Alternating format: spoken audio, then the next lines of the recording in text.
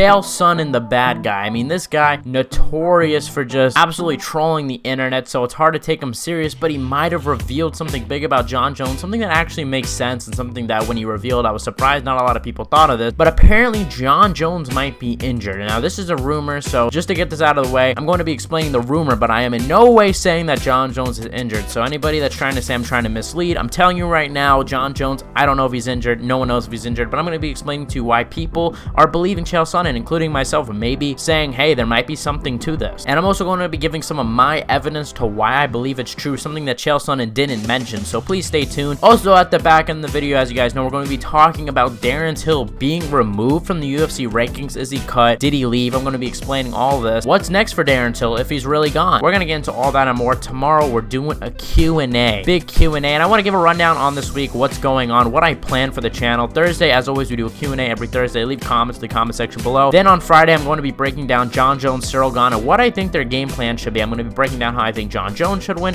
and how Ciryl Gane should win. So I'm going to be releasing that. That's already filmed. And then Saturday in the morning, I'm going to be releasing my full picks for the card, just breaking down my thoughts. That's on the schedule. Just wanted to give a quick breakdown of what to expect this week. Last chance to comment any questions in the comment section below, and let's get into this. All right, Jon Jones, Ciryl Gane takes place this weekend. You know, obviously, look, Jon Jones has been waiting to come to heavyweight for over 10 years. I mean, this has been a long time coming. The fight week is finally here. 3 years since we've even said that Jon Jones has had a fight week, and I think that's why Embedded has a lot of interest around, including myself. I'm not someone that usually watches Embedded so much. Sometimes I catch the ones with the press conference and the weigh-in, but I usually don't watch in the beginning of the week. But this time I did. I was like, hey, let me go check it out. Let's see what's up. And a lot of you guys will notice that Jon Jones is constantly swimming in a pool. Like, I'm trying to get on some of that action, you know? It is freezing in New York, you know? I'm trying to be chilling on the beach, you know? Something like that. But regardless, Chael Sonnen has now claimed that Jon Jones is injured. Now, why is this? Let me break it down. So Chael Sonnen tweeted this. Chael Sonnen said, watch the 2 embeddeds that are out. His bones and joints are weak. Both episodes he is in the pool. Pool workouts are for injured and low impact.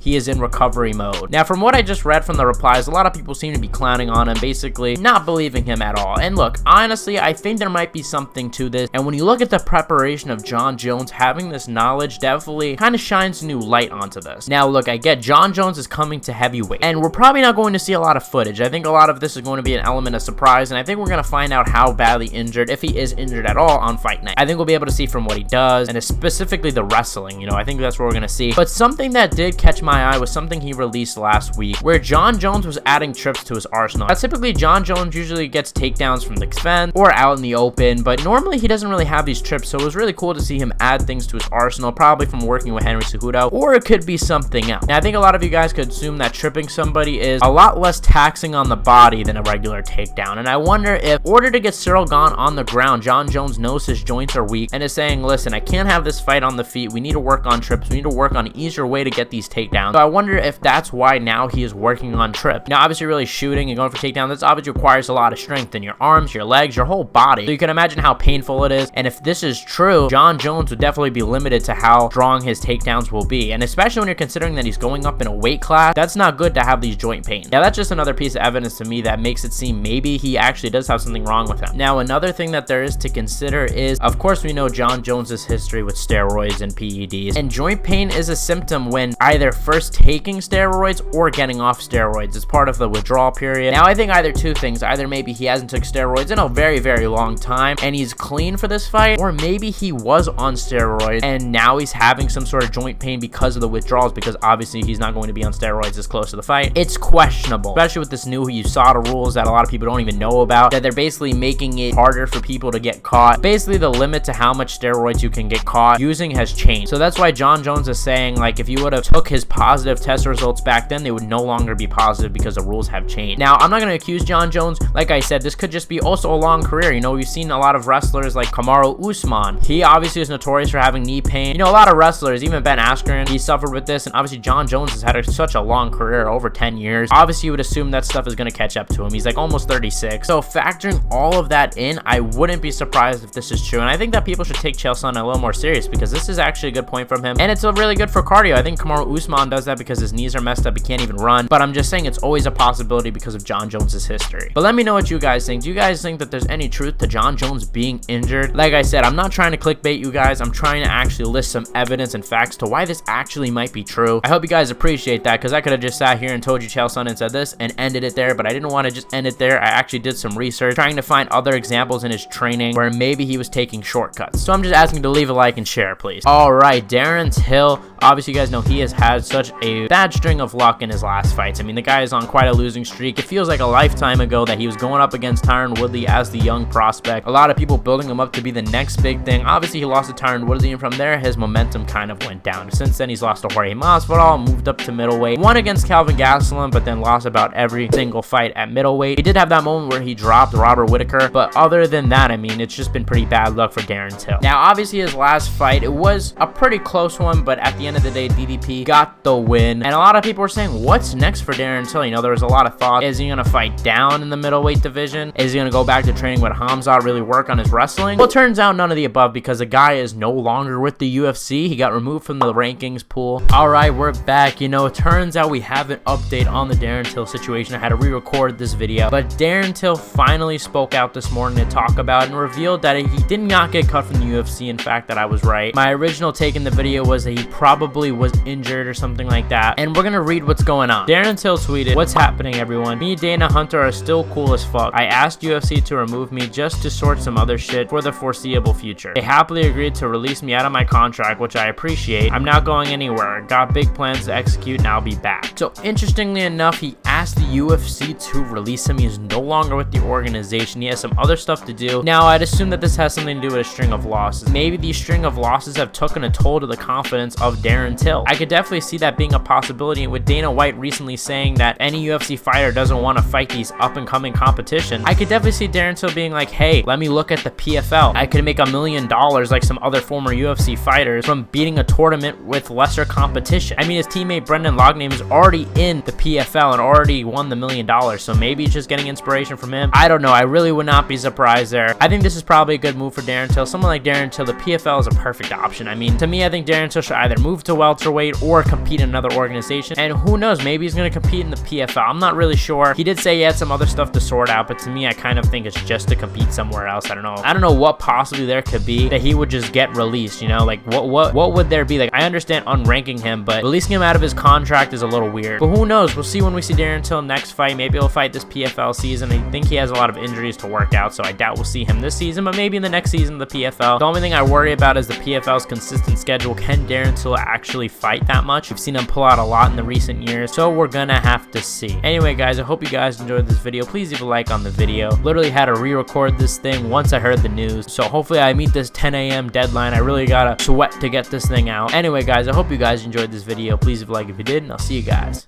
in the next one.